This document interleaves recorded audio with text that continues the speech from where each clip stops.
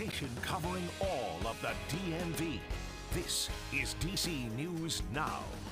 Folks, it's been an active afternoon across portions of the DMV. Severe storms have worked their way through. We're tracking the latest on where those storms will be the rest of your night, coming up in just a bit.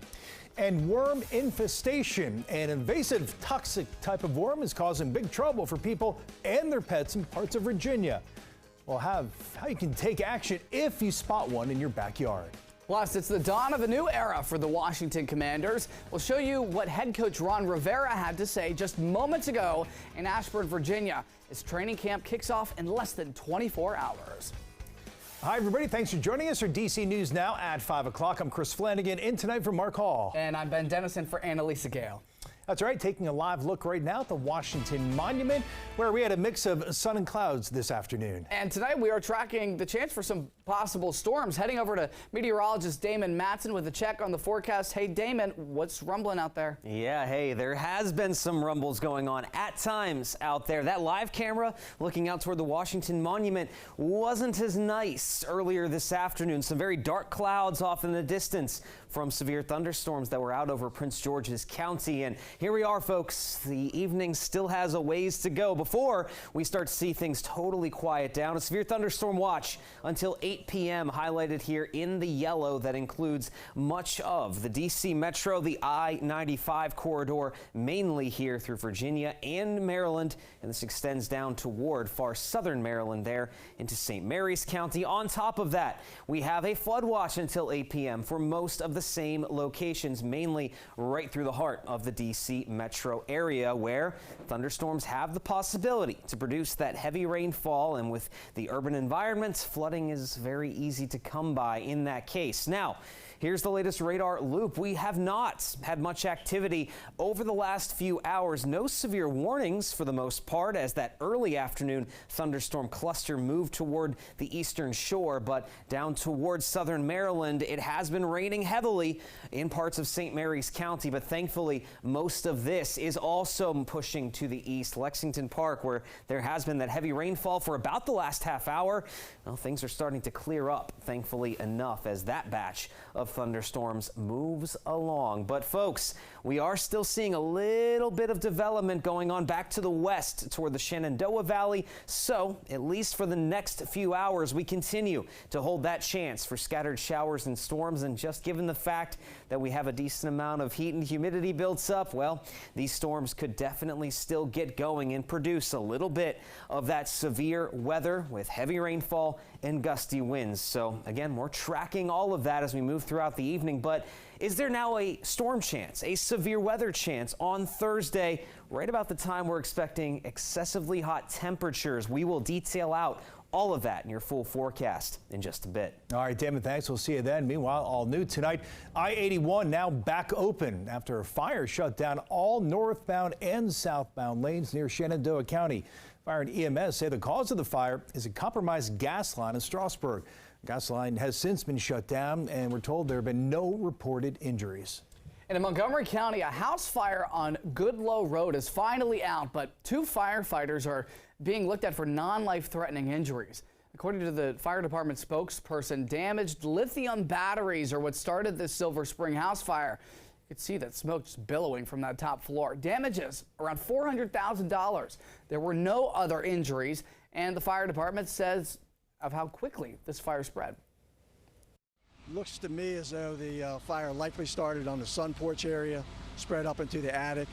It wasn't its advanced stages, you know, when we got the 911 calls, when we got here, pretty significant fire. Montgomery County Fire and Rescue want to remind folks at home to make sure their smoke alarm is working with fresh batteries and that there is a household plan to escape. Well, DC News Now first told you about invasive and toxic hammerhead worms that have made their way to the DMV. It turns out these creepy crawlers can be harmful to pets. DC News Now's Haley Milon covers Northern Virginia for us and talks with one family who's dealing with a worm infestation in their yard. These worms are invasive and they kill other insects in our ecosystem that we need for our plants and environment. And the big problem with them is they're difficult to get rid of. If you split one in half, you end up doubling your troubles. When I was picking one of them up, it broke into 4 pieces, so I thought it was dead. I came back 5 minutes later, and all 4 pieces had squirmed away back into the yard. Regenerative worms covered in the same neurotoxin that's found in pufferfish. Kevin Ambrose found one wrapped around his dog Peanut. Every morning for the past few months, the Ambroses have seen tons of worms. The largest one we found was 23 inches. George Mason ecology professor Chris Jones says hammerhead worms are native to Asia, but they've appeared in the U.S. since 1901. And while they've been here more than 100 years, lately they're becoming more of a problem. They do seem to have gotten a little bit more out into the world. The Ambrose family thinks the worms were in soil they bought for their yard. Jones says touching a worm will sting a bit, so don't pick them up without gloves on, and they can make animals sick. Just ask Peanut. They usually get sick for half a day. Ambrose doesn't think they'll ever fully eradicate the worms from their yard despite their worm hunting efforts. But Jones says the environmentally friendly thing to do is to try and kill them. Pour salt on it, let it sit for a few minutes, put it in a Ziploc bag in the trash can. For more information on how to identify one of these worms, visit dcnewsnow.com and search invasive worms. In Fairfax County, I'm Haley Milon, DC News Now. Thanks to Haley. Alexandria police are looking for this car they say is connected to a fatal shooting. A man was shot dead yesterday afternoon outside a home on West Glebe Road. No arrests have been made at this hour, but take a look at the SUV. Investigators say this silver Nissan Rogue was involved. An Enterprise car sales plaque was in place of the real license plate. 29-year-old Eric Holmes Jr. died at the hospital shortly after shots were fired. Here's what neighbors told us. It's always pretty shocking. I just want to make sure that I get in my house ASAP so that I'm not caught in it, but just sad. Montgomery County Fire and Rescue want to remind you to make it's actually a previous story that we had, reach out to Alexandria Police if you have any information. Well, rail ridership is on the rise, that according to Metro. 1.97 million trips last week.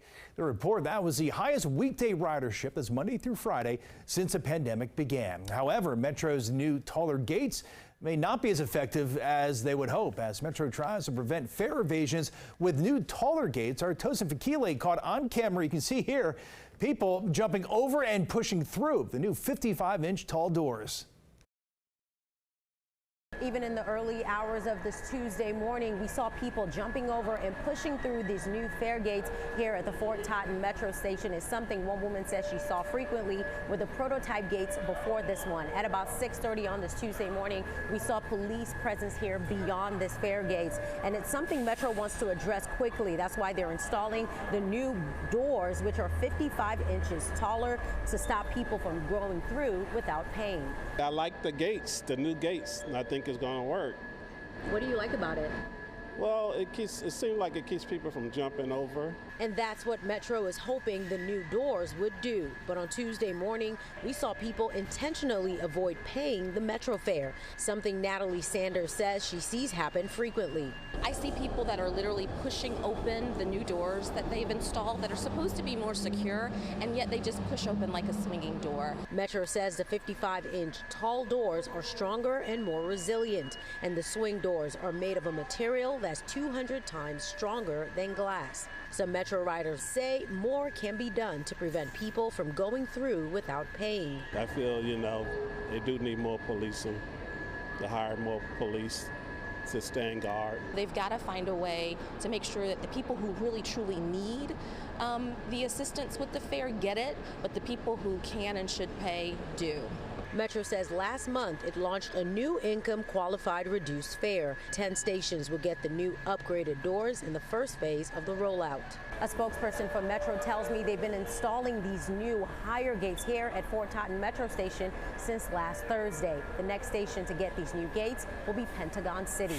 For now, at Fort Totten Metro Station, I'm Tosin Fakile for DC News Now. All right, well, it is a new era for the Washington Commanders. Fans, of course, still buzzing with excitement as a new ownership group takes over for Dan Snyder. That's right, Chris. Starting tomorrow, players begin practice at training camp in Ashburn, Virginia. That's where head coach Ron Rivera spoke to the news media just moments ago. Yeah, let's get right over to our sports director, Derek Forrest, live in studio tonight. And Derek, so what were some of the key topics Rivera focused on? Yeah, let's be honest right off the bat. Both the fan base and the franchise are well aware of just how important this season is. It's the start of year number 4 for Ron Rivera and company, and so far, there has been nothing to show for it. In 3 seasons with the Commanders, Ron Rivera is 22-27, and they have not won more than 8 games in a season. You have to go back to last year for that. Now, the offense was ranked towards the bottom half of the league in those 3 years. So heading into year 4 with new ownership, Ron Rivera and company know how crucial winning this season is. I think every day is going to be a different kind of day, a different kind of challenge for our guys. And a thing that I'm hoping and counting on too is that, having the fan base around, hopefully in mass, out here brings a little bit of energy. It does bring a little bit of a spark. All right, coming up in the 6 o'clock hour, we're going to go live out to Ashburn with Alex Flum for more on this new era as the Commanders gear up for training camp Wednesday. Guys.